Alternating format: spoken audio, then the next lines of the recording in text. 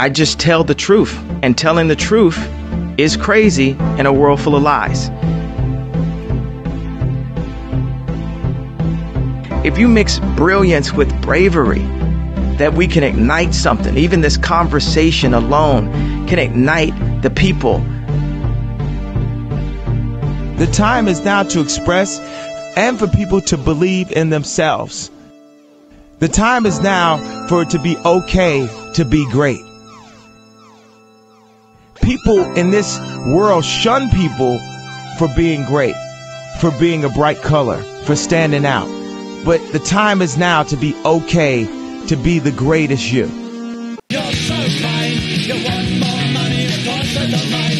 But you feel a text was for Tommy's wife, and the public gets what the public wants. But I want nothing, society's got some going underground. What if the brass bands play up, start to pound, going underground? What if the boys all sing, or if the boys all shout for tomorrow?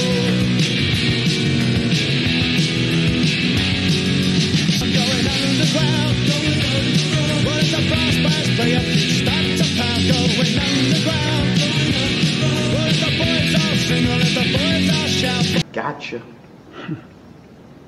Gotcha. Hey guys, what's up? It's your girl Kelly. We're back with another video. If you're new to the channel, please subscribe and join me.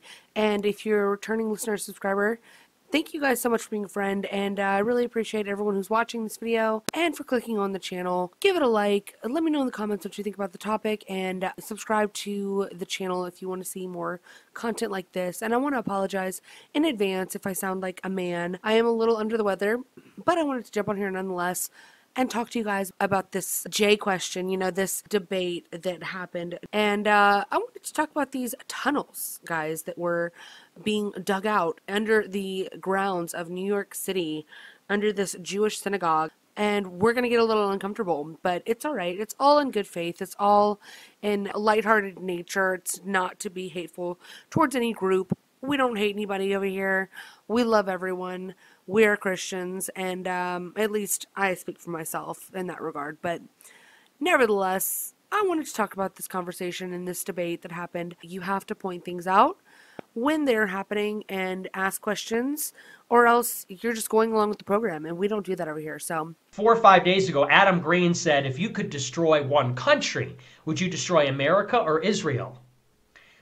And he said, oh, I don't know. That's a tough one. I don't know. That's an unfair question. And, you know, a lot of people would say that's not really an acceptable answer. A lot of people would say that is too wishy-washy. You ask somebody who has lived in America, he says for 7 generations. He said that his family's been here for 7 generations. You ask a person like that, would you destroy America or Israel? And they say that's not a fair question. One, I think that means we know the answer, which is unacceptable.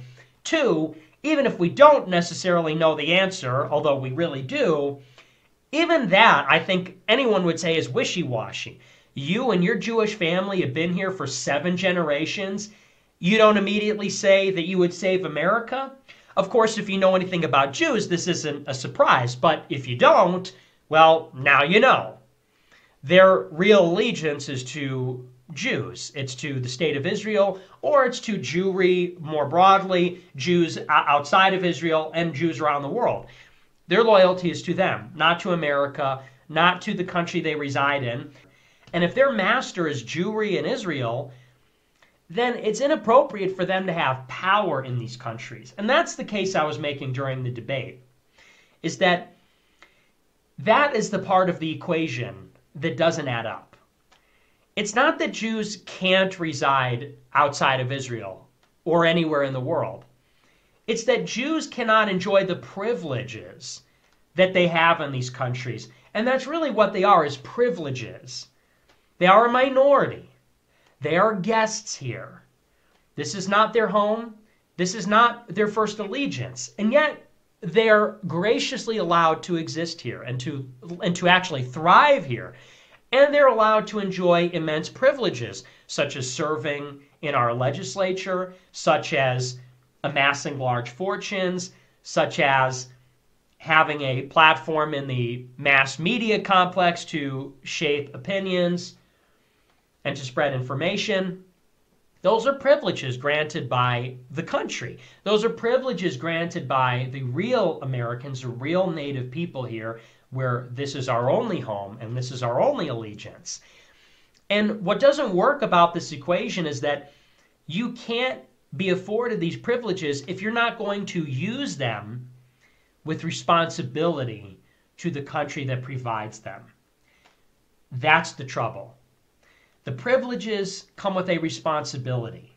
The nation grants the privilege, and to that nation is owed the responsibility. There's a responsibility for people in media. There's a responsibility for the rich. There's a responsibility for powerful people. Anybody that has the privilege of power has a responsibility of taking care of the public good.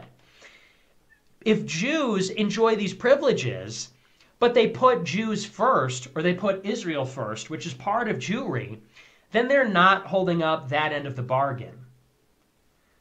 If they don't put America first, you can put Israel second. You can put the Jews second. That's fine.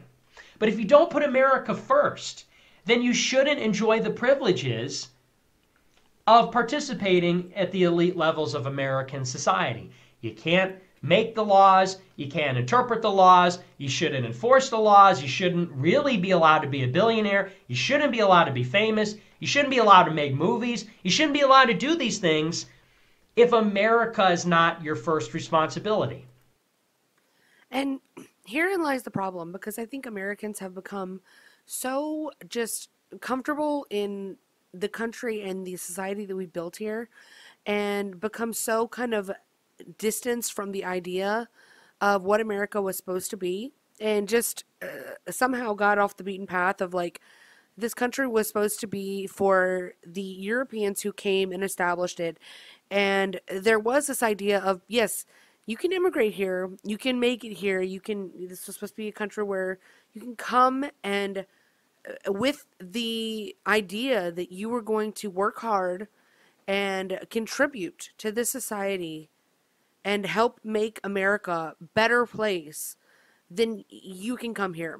But the thing is that somewhere along there, that path, we became this like melting pot, quote unquote, which I hate that term, and started to like promote that as America's brand. Like, oh, we're just the melting pot of the world. Like, anyone can come. It doesn't matter what your affinity is. It doesn't matter what your allegiances are. It doesn't really matter what your thoughts on America actually are, or whether or not you even want to make this country better, whether or not you even love this country, whether or not when you come here, what you're going to do with the power that you may or may not amass. And that is how we've become so disjointed, and how we've gotten ourselves into the trouble that we're currently in and currently facing, because we've just opened our arms to anybody. And that's not what America's supposed to be.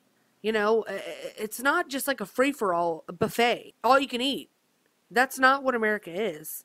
America was supposed to be a place that was designed to be anti-tyrannical, and a place where people could have their full God-given freedoms, as long as you were going to come and contribute to the idea that America was a place for absolute freedoms, a society in which that everyone was going to be working together to make America stronger. And if you wanted to come here and participate in that and love America for what the idea originally was, then after being vetted, like, yes, come on over. But after so many years, and after, you know, like the basic foundation of our society was established, and people have been here for generations and generations, we've gotten so far away from that notion that it's like now the children of all of these different generations from people who have been here for hundreds of years are so separated from those struggles of those people who founded this country that we've lost it. And it only makes common sense. This is why we have federalism. This is why we have a localist principle in America.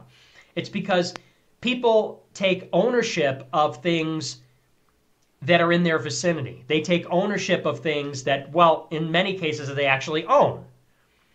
We want people to own homes. Why? Because they take care of the things they own. We want municipal governments to make certain decisions. Why? Because people care the most about their community, which is proximate. We afford the states more rights than the federal government, and for this exact same reason. It's probably best if a child's parents are that child's birth parents, because that child's birth parents are probably going to care the most about that child more than an adoptive parent in most cases. And it only makes common sense when you consider anything else. The people in power in the country should put that country first. That should be their first allegiance. If you have Jews in power in America and you ask them, would you rather destroy Israel or America? And they say that's not fair because they probably choose Israel and it would look bad. That's a problem. You probably shouldn't be in power here. And that's okay. I think that they should still have rights. I think they should still be treated with dignity and respect. I still think they should have equality before the law, but as citizens, not as billionaires, not as Hollywood directors, not as media people, not as lawmakers. And I think there are many groups that should fall in this category. Illegal immigrants. I think even first-generation immigrants. I think it's very unwise that our country has this policy of giving all this power to people that have no allegiance to it. I mean, an illegal immigrant crosses a border, anchors away, they have a kid, and that kid could theoretically become the president? They're being raised in the household of a foreign national, an illegal foreign national. That person could become the president in theory. They can control the nuclear arsenal of the United States, and their parent is not even foreign born. They're foreign national. That doesn't make any sense. And in a lot of these households, it's like they don't even speak English as a first language. They may not speak English until 3 or 4 generations on. And these people can be lawmakers and presidents and all these. It's unlikely they'll be billionaires, but even still. You know, either you got to change the citizenship laws and you got to make it so they speak English, and maybe it comes with, like, you have to have money, or there's got to be a loyalty oath. But something's not working here. And Jews are included in this, by the way. They're also not Christian. And so when he said, well, I would destroy Catholicism, that made it very clear that this guy hates Christians. A lot of people think that Jews and Israel are an extension of Western civilization, and that means with it that they're white and that they're part of the legacy of Christianity. It's twofold in that sense. People consider Jews not only to be white because their complexion is pale and they're white passing many times, they also consider Jews to be sort of Christian in a sense. Nick Fuentes is so freaking right. I mean, my goodness, like, I'm sorry, that was kind of a long clip, but I just wanted to play that in full because I just think that, like, everything he said there, right there, was so succinct, and I fully agree with every single point that he just made. I mean, love him or hate him or indifferent towards him, I don't really care. He's so right, and he's so based on so many things that he says. I feel like 95% of the time, he is such a brilliant mind. And like I said before, you might think that a lot of what he says is outrageous or completely out of line. And a lot of that is said on purpose to be outrageous. And I don't think he seriously believes it. But whenever he, like, really gets down to, like, the nitty gritty and, like, he's explaining something in a succinct and, like, calm and very serious way, he's brilliant. And, like, I just fully agree with everything that he said. So let's get into the story about the Jewish tunnels real quick, and let's just start with this here. So widespread confusion and conspiracies were present online this morning after social media was flooded with videos showing Orthodox Jewish men fighting law enforcement in New York City. Conspiracies, by the way. Yeah, okay. The reason for the fight was an underground tunnel. The New York Police Department was called in the Chabad Lubavitch World Headquarters in the Crown Heights neighborhood of Brooklyn on Monday after a group of young students, by the way, attempted to stop construction workers from sealing off of a hidden passageway recently discovered under the synagogue. And we saw the clip at the very beginning.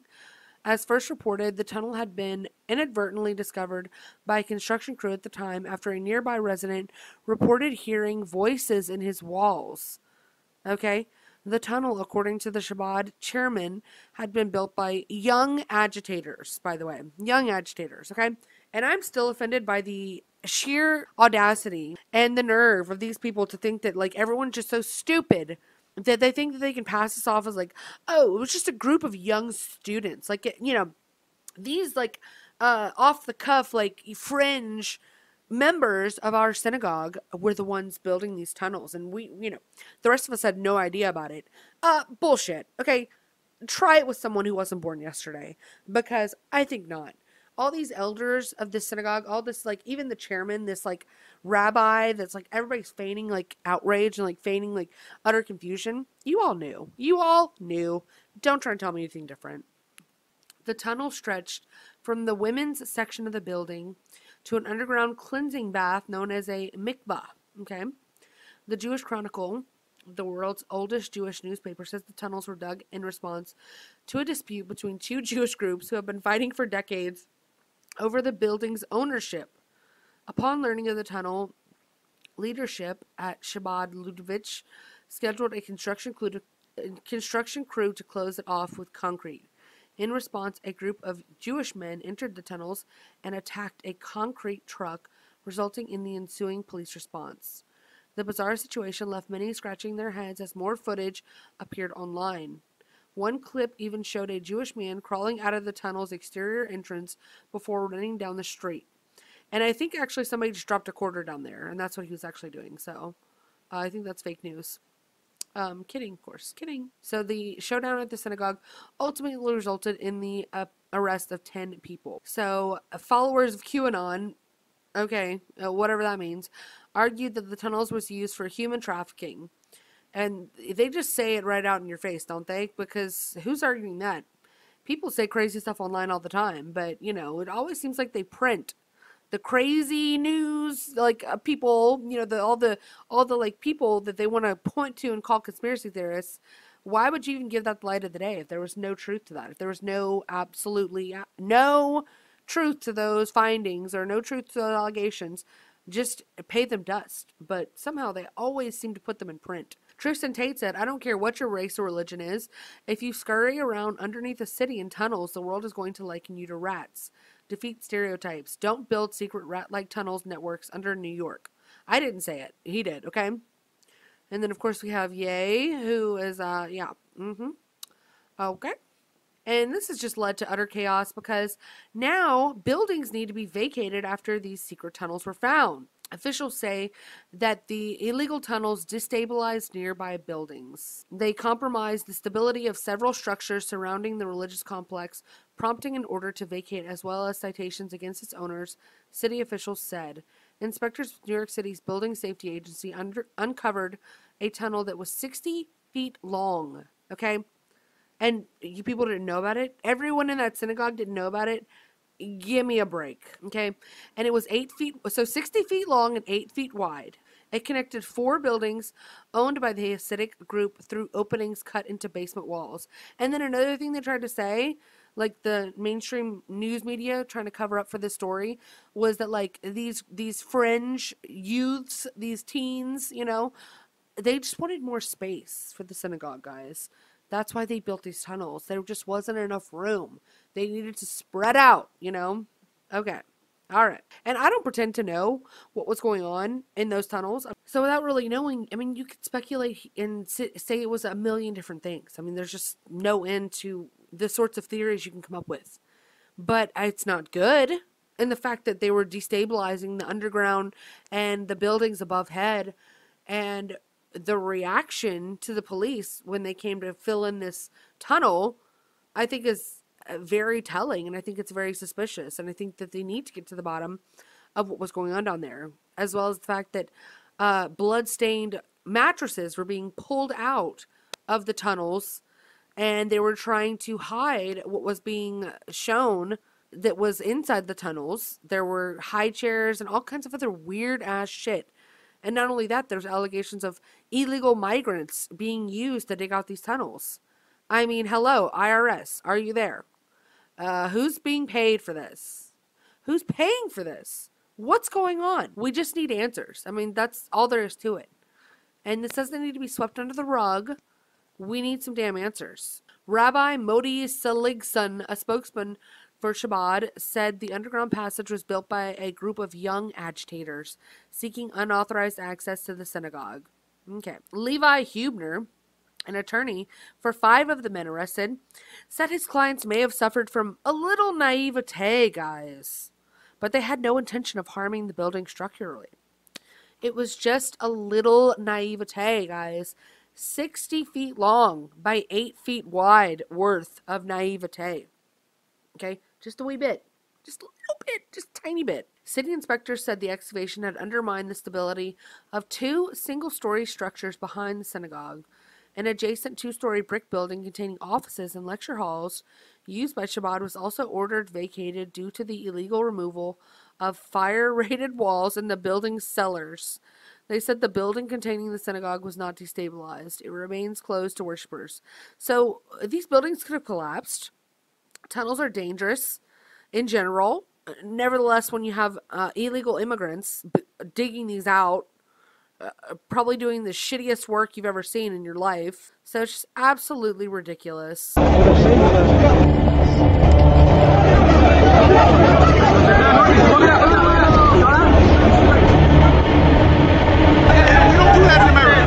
Tuesday night, a bizarre story broke in New York with Orthodox Hasidic Jews with a 3-story deep tunnel going on.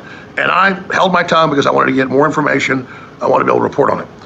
And the story has been mega viral. But again, I want to do my own research before I comment it. Now that we've analyzed the footage, it doesn't look too good.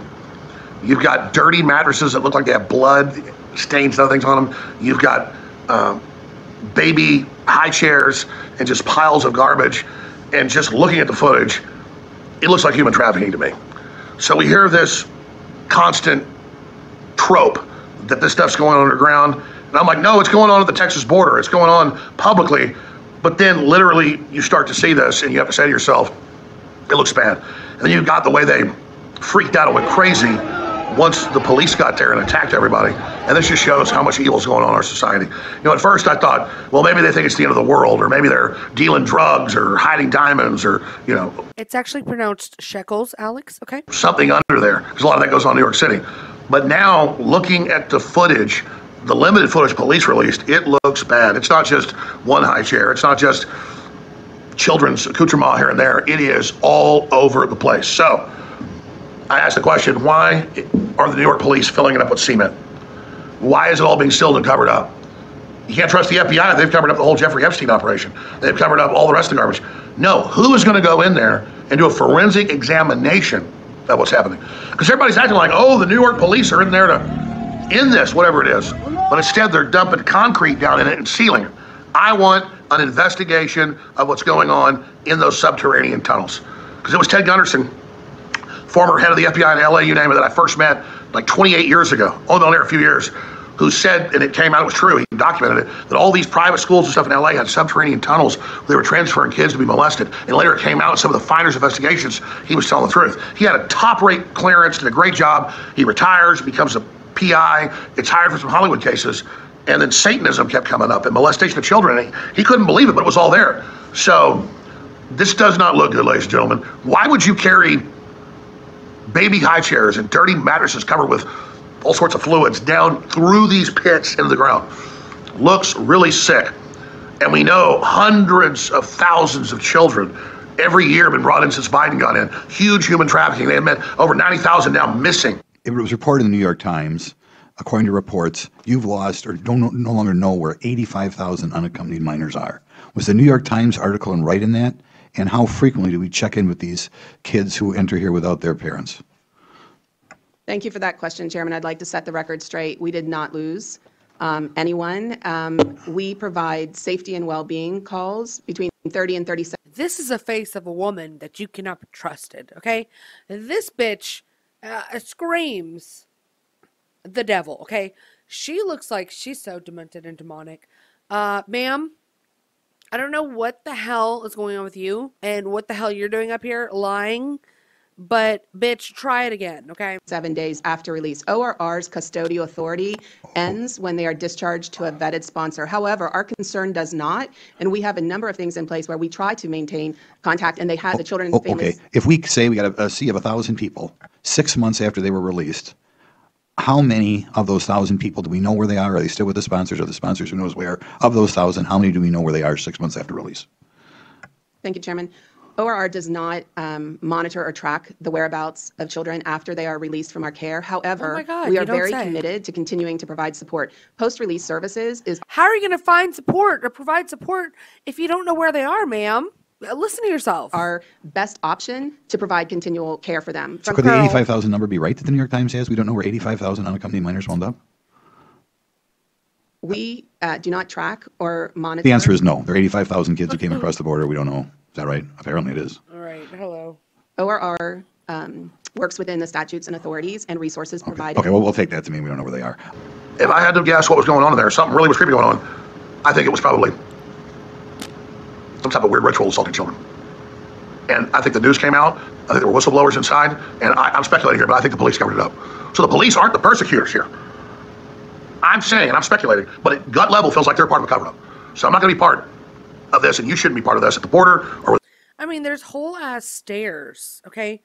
And the dirt is just piled up here. It's being hidden, okay? The dirt that was dug out from these tunnels is being hidden down here within this network of tunnels. And it shows clear culpability that they were trying to hide what they were doing. With Epstein or with the globalists or the CIA or the Mossad or any of it, we need to have a real investigation. The question is, who's going to do it? So I demand the state of New York, but it's run by Hochul. I demand the Justice Department, but it's run by Biden. Well, who does do an investigation? Yeah, all that Pizzagate stuff's coming out to be true, isn't it? Yeah. 3-story deep tunnels with a bunch of little kid stuff, little kids' clothes and all the rest of it. And then people climbing up out of holes in the ground. Doesn't look good, folks. So again, I don't know what's up with these tunnels. I don't know what's going on. Doesn't look good. Doesn't feel right. But whenever I heard the story, whenever you see the footage of these tunnels, when you see the footage of how these Jews were fighting the police to keep these tunnels from being discovered or from being filled up, none of it sits well with me. And I just think that it needs to seriously be evaluated, and I don't think they should just be filled and just sealed up. I think the people do need to go down there and figure out what the fuck was going on. And we need some answers, because this sort of thing is nefarious, and it is very shady and very scary in general, because you got to ask yourself, why would people be digging tunnels in New York City, in the middle of the most populated city in America? Okay, for what reason would that ever need to happen? There is none. There is no appropriate answer that I can think of. And it goes back to what Nick was saying, is that, like, if these people can't live in this country and assimilate to the way that we do things here, that you saw that cop saying, this is not how we do things in America. It's not. It's just not. Okay? You cannot do shit like this. You cannot. What if those buildings had crumbled? What if they had caused an actual disaster of, extreme proportions and harmed American citizens and themselves? I mean, it's just outrageous. It should not be allowed. People need to come to this country and act a certain way. And if we don't uphold those standards, then we're not going to have a fucking country. We're not going to have an America anymore. And it's not mean. It's not to say that, like, we're being mean to Jewish people or being mean to any other group by saying that, hey, maybe don't come to our country and dig tunnels in New York City underneath the buildings that cause structural problems. Hey, maybe don't come here and rape and murder people who are citizens. Maybe don't come here and cook, rats in the middle of the street. Maybe don't come here and bring your nation's flag and fly it and then protest in the middle of our streets for your own cause, for your country. Go back home. Go back home. It's absolutely ridiculous. And so for the people who have the kind of old school, like, view of Jews and think of this country as like a Judeo-Christian country, and who aren't necessarily red-pilled on the J question, well, I want to show you guys this video here. There was a debate that happened on Elijah SHAEFFER's Rumble channel. Shout out to him. Slightly offensive on Rumble if you guys want to go and see it. I will link this video. And this debate was really good. It was including Nick Fuentes, Vince James, and then Gavin McInnes and Adam King. And the debate was on Zionism and whether or not Zionism is conducive and coherent and can coexist in America peacefully. And I just want to play this clip for you guys. If you think that you're of the mind that Jews and Christians are more alike and are more succinct, are more aligned than any other religion, and that Jews are our biggest allies and all of this, well, I'm here to tell you guys that that's just not true. So let's play this clip from the debate, the greatest moment, the biggest red pill, from Vince James asking one simple question to Jewish Adam King. Let's hear it. If you were given the choice, or you had to get rid of one religion, and it was Islam or Catholicism, which one would you get rid of? Catholicism. What? Yeah. Of course. What do you think? Who do you think you're talking? You're on the debate stage with you guys Gavin. This is what we've been trying to tell you for a long time, Gavin. Gavin, let's talk about it. Let's really talk about this issue. Gavin, come on. I have a Don't very be like strong- that. Yeah, I'm out. I don't think Okay, so Gavin McInnes and Adam King were on the same side of the debate. Gavin McInnes is a Catholic Zionist. Okay, so I know that's like sounds weird, but like Gavin McInnes is Catholic himself, but he's very, very pro-Jew. He's very pro-Zionism. He's very pro-Judaism, and he just has an affinity for it. He's just an old school kind of boomer type that, you know, believes in that. He was there on the side of Adam King to debate the pro-Zionism side of the argument. And Vince James and Nick Fuentes were on the other side, who were anti-Zionism and who were arguing the point that Zionism is not conducive with Western society. And Adam King really just, he showed his hand. He said the quiet part out loud. And it was, mwah, it was magnificent.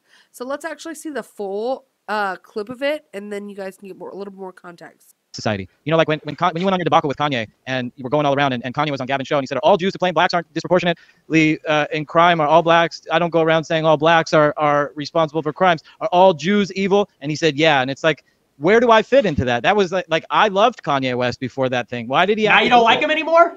Why would I like him? Why would I like him anymore? Because you're not a universalist. It pains me to not listen to his music. When his song comes on the radio, it's like, oh, this fucking piece of shit again. Because you're I'm not going to like somebody who doesn't like. I don't have to like somebody who doesn't like me. Yeah, you know what I'm saying? I know. If they don't want me to exist, I don't need to become their fanboy or their Adam. If you were to get rid of two religions, okay, if you were given the choice, or you had to get rid of one religion, and it was Islam or Catholicism, which one would you get rid of? Great question. Duh. What? What'd you say? Catholicism. What? Yeah. Of course. What do you think? Who do you think you're talking? You're on the debate stage with you guys Gavin. We've known let him cook. Let him cook. Let me explain myself. You want to hear an explanation, or do you want my one word? No, we want the go off, please. All right. So here's the thing. Jesus was a real man, and he brought down a teaching, and he had a vast menagerie of writings, unbelievable amounts of writings. Somehow the Catholics at Nicaea only saw it important to include Matthew, Mark, Luke, and John. Right? Eusebius points out that the first 15 popes were actually Jews. So in the beginning of Catholicism, when they embraced the other teachings of Jesus, like the Gospel of Thomas, the Gospel of Mary, and all these other Gospels, there was a lot more palpability between we can't call them Catholics because they weren't Catholics. Catholicism is really a Nicene invention, and it's a Nicene invention based in limiting the amount of texts that people have to understand Jesus.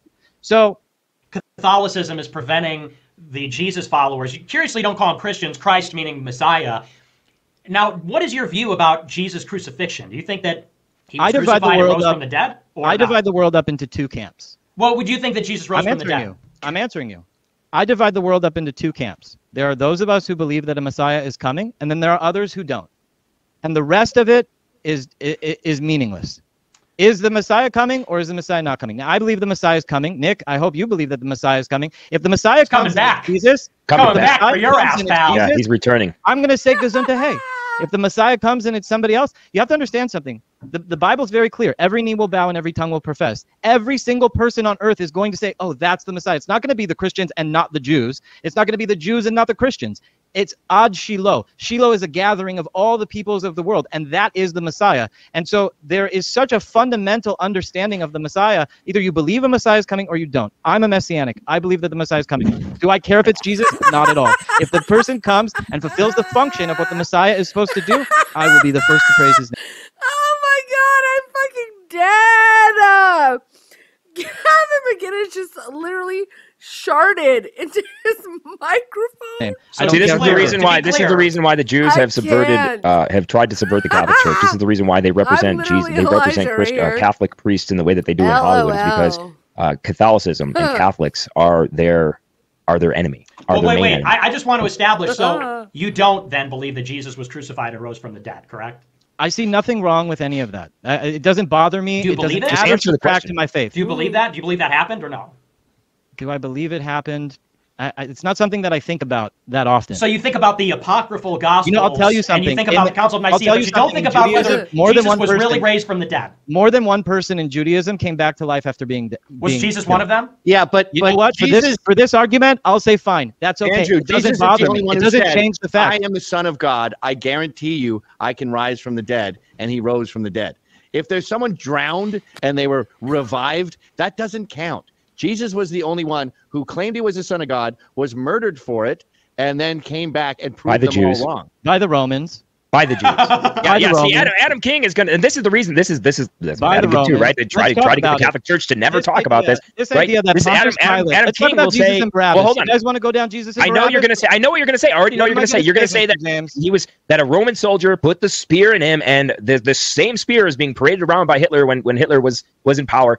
It was the Jews told them to kill Christ. Which That's what happened. Jews? The Jews of Jerusalem, or did all the Jews of all of earth get together and put a vote and say that all the Jews say that this is what's going to happen? Or was it a specific amount of Jews? I personally believe that the Jesus Barabbas situation never even happened. I think it's a fable and it's completely fake. I came to Zionism from Islamophobia. I don't think people understand that. Tommy Robinson and I are the same. Like, he came to Israel and Zionism from his seething hatred of the Pakistani grooming gangs. And I came to Zionism from my seething hatred of Islam after 9/11. I'm a raging Islamophobe. I don't think Islam is compatible with the modern world. I don't really care about Jews that much. I've never really looked into the Holocaust. It's not a thing. I have, Jew pals, but I came to Judaism from the enemy of my enemy is my friend. So when my friends prefer Islam to Catholicism, dude, I gotta say, The truth is that Well, yeah, the truth is Gavin just got converted.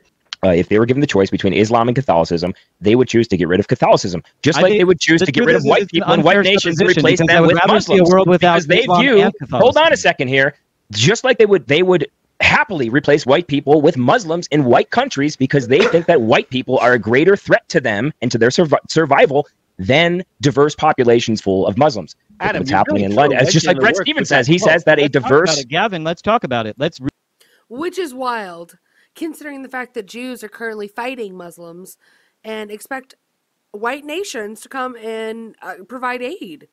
I mean, and this is just the fact of the matter. I mean, this is how they feel. He said it from the horse's mouth, and I'm not trying to put all Jews into this category to say that this is all how they feel. That's not what I'm saying at all. But I'm saying that people like him, Zionists, people who have this affinity towards Judaism and believe in it, which is that's their right to do so. They can be whatever religion they choose to be. They can believe in Judaism. They can hate Christianity. They can hate Catholicism. That is their right. But under no circumstances should they then be allowed to hold any power in this country, as Nick was so, brilliantly saying in his little spiel that he went off on.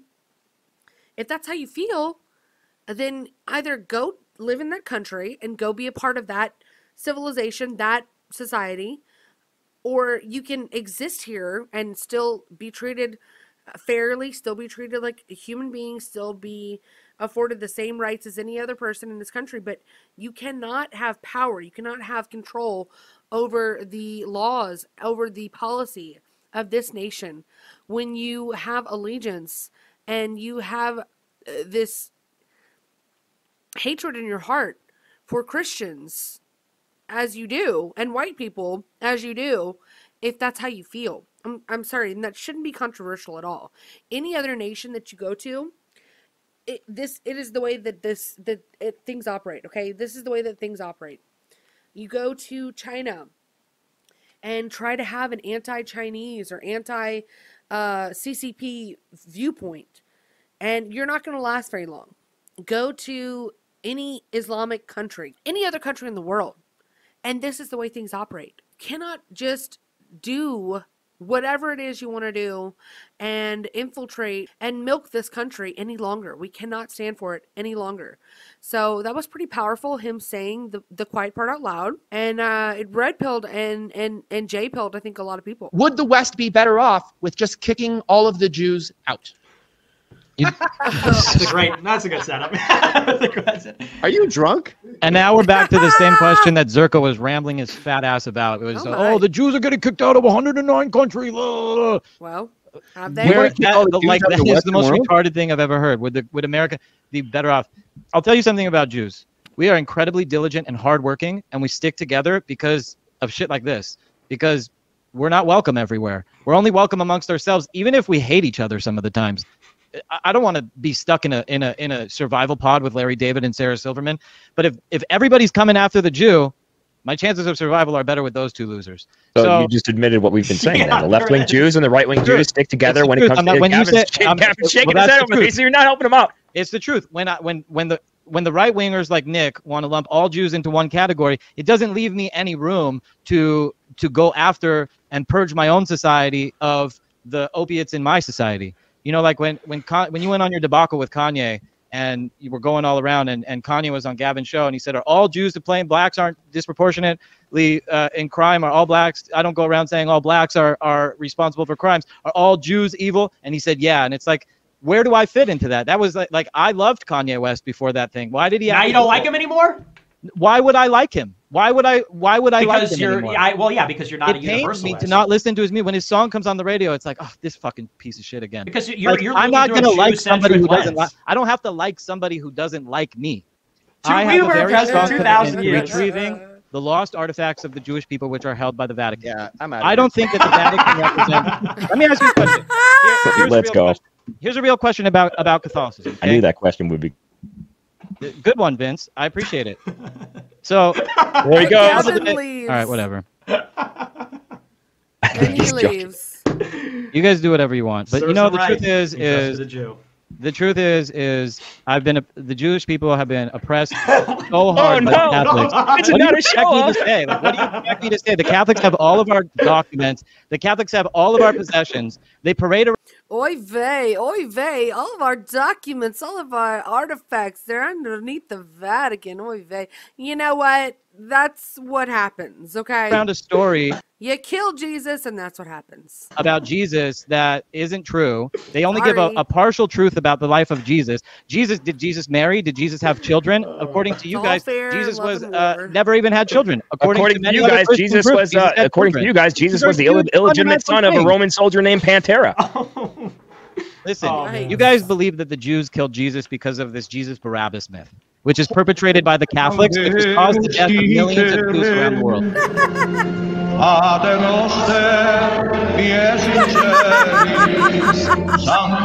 And Gavin started playing this. All right, you guys aren't going to hear the difference. You guys don't understand what I'm talking about. Cannot. So there you have it, guys. There you have it. And again, this is not to say anything about generalizing all Jews under this umbrella. It's just to say that some things are not compatible, okay? And some religions, are not compatible with one another. He just said it. He said the quiet part out freaking loud, okay? It's just as simple as that. And all religions, all peoples should be allowed to exist. Wars have been happening since the beginning of time. They will continue to happen. People will continue to fight over their philosophical beliefs, over their religious beliefs, over their land disputes. And the reason we have countries, the reason that we have nations is because groups of people who have like-minded ideas and who are alike in terms of race And in terms of religion, they all live together and can live in relative harmony because of these similarities, because of these likenesses. And it's just as simple as that. So no, it doesn't work out to bring together Muslims, Jews, Christians, atheists, and throw them all together in one melting pot.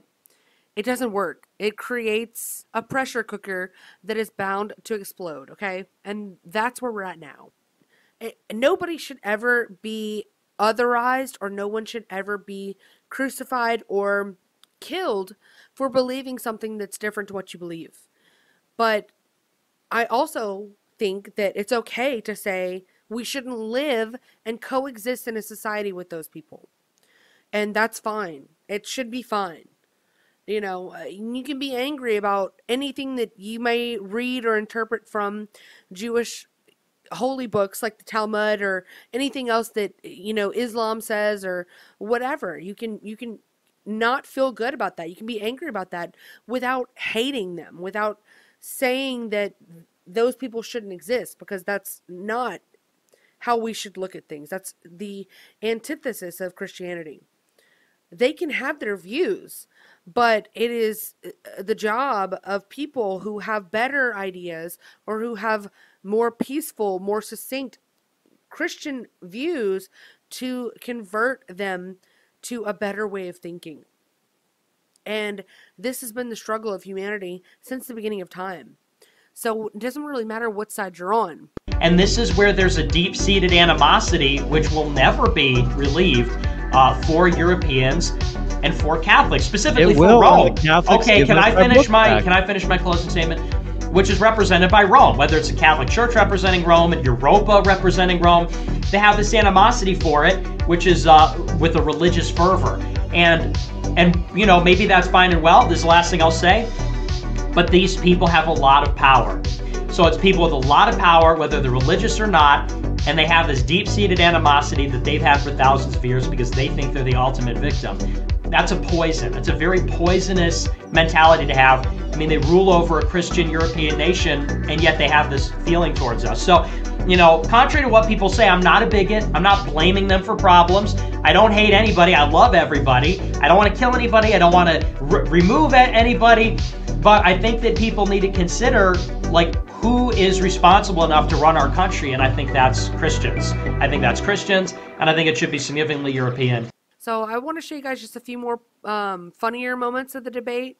And let's not forget this. Nobody is talking about Gavin's most informed take of the debate. I don't think you understand how farts sound. Like, they all sound moist. Do you think I honestly shit my pants? Well, mine don't sound, dude. What do you eat? You think you're drinking too much beer? You need to fart into a microphone more often. They all sound juicy. The anal lips have a bare minimum of lube. That's the same as your mouth lips. So it anal sounds like. Don't be careful. You said anal juicy. Anal lips. Go but I think that is very informed and intelligent. And let's relive the critical moment that Gavin McInnes publicly disagreed with his debate partner, Adam King. I'm a messianic. I believe that the Messiah is coming. Do I care if it's Jesus? Not at all. If the person comes and fulfills the function of what the Messiah is supposed to do, I will be the first to praise his name. You let us know your opinion. You basically liquid shat splooged into the microphone, which is a pretty great. So after the debate was done, Adam King, went and posted this, which was completely gay and beta male energy, okay? He went, okay, and played the victim once again on Twitter.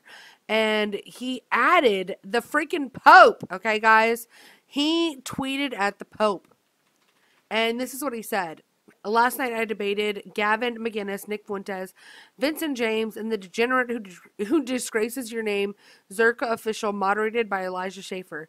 It was set up to be a 2-on-2 debate. However, somehow it divulged to become a 5-on-1 battle of quite possibly the harshest Catholic anti-Semitism to exist on the internet.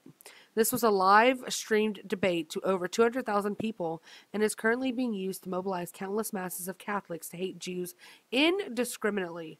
And I ferociously disagree with that, because I'm Catholic and I don't hate you and I don't hate Jews and I never will. He's ridiculous. He's a ridiculous victim mindset person. It is moments like these that will determine the future success of Vatican II. Oh, really? Are you threatening the future of the Catholic religion? Is this you threatening the Vatican? Okay. When didn't you say that you wanted to eradicate the Vatican and strip it of its so-called stolen documents and artifacts? Oh, boy. Okay, it sounds a little threatening. I humbly seek your lofty office to weigh in on these lowly matters of great importance. Are they lowly matters or are they of great importance? Make up your mind. And please prove yourself as a great reformer in the relationship between the papacy and the Jews, potentially ushering in the age of the eternal Messiah. Okay, sir, do you understand who you're talking to? You seem to lack an understanding at the most basic level. Anyways, he says, like all great popes that came before you, you uniquely have an opportunity to bring about that age. Please make me a believer in Vatican II. Please have someone from your lofty office weigh in on these matters. I seek your counsel and make me into a believer. The debate will be shared below. Okay, this is totally disingenuous. Make you into a believer? You're a Jew through and through. But hey, we can pray for his conversion, as we do. So, I said you would be okay with an extinction level event of 8 billion humans on planet Earth if that was to sit, or if the 8 million Israeli Jews were in jeopardy of extinction. You want me to be so brutally honest, like I was to Yes. Chrissy McGinnis, who that little pussy who can't defend Catholicism? If the world wants me to not exist, I want the world to not exist. Boo hoo hoo. Oy vey! And there you have it, guys. There you have it. He just loves to say the quiet part out loud. He just loves to really show his cards and to really show who he is as a person. And again, I'm not trying to paint Jews with a broad brush and put them all under the umbrella that is Adam King's umbrella, because that would be a very lonely place to be. As he just stated, he would rather humanity not exist if Israel is being threatened and the existence of Israel is being threatened, which is so horrendous and just so tragically on par for people like that and their feelings, and just really should open your eyes as to what these people are really all about. And I mean these people as in people like him. So I just want to show you guys one last thing. And I apologize for the quality, because I was seeing this ad all over YouTube as I was watching different YouTube videos, but for the love of me, I could not find the actual video. When I tried to look up who had paid for and sponsored the video, I could not find this video anywhere online, like nowhere. And so I had to record it on my phone from the TV. So I apologize again for the quality, but this is a bit unrelated, but also in the same vein, because this was an ad, okay, that I, again, saw while I was watching YouTube videos. And let's just watch it, and then I'll comment on it afterwards.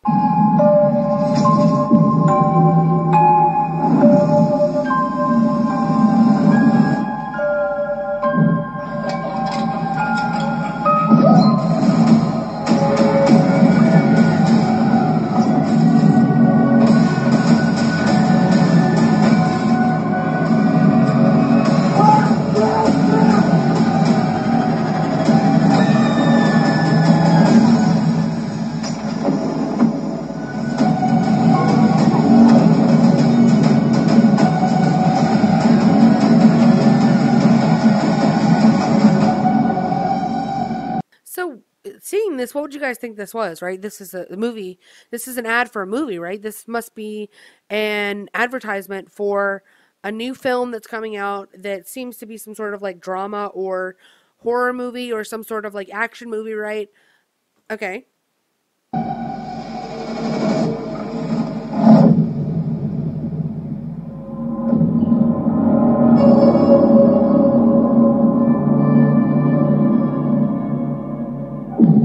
It's propaganda.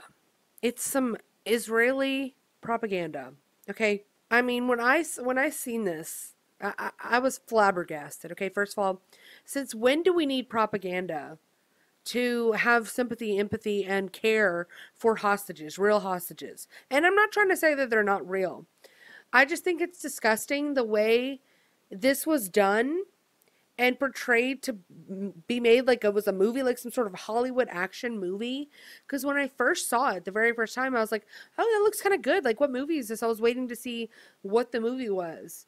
And then I realized it's just sheer propaganda to, like, get people to hate, you know, Palestinians or Hamas, or I don't even know what. I don't even know what this is for or why I'm seeing this ad all over YouTube now. But I think it's telling. I think it's very telling, and I think it's very sick that they would do this and that they would display this ad all over everywhere and just try again to make everyone understand how much of a victim they are, how much people need to feel sorry for them, how much they have been prosecuted, how much they have been hurt. And it's just like, okay, the propaganda is real and it is happening all over. So what do you guys think about all of this? Let me know in the comments your thoughts on the debate, on the tunnels, on anything. And I really appreciate it, guys. If you're still watching, please subscribe to the channel if you want to see more like this. And y'all let me know. And until next time, guys, y'all take it easy out there. I will see y'all later. Bye. I just tell the truth, and telling the truth is crazy in a world full of lies. If you mix brilliance with bravery, that we can ignite something. Even this conversation alone can ignite the people. The time is now to express and for people to believe in themselves. The time is now for it to be okay to be great. People in this world shun people for being great, for being a bright color, for standing out. But the time is now to be okay to be the greatest you.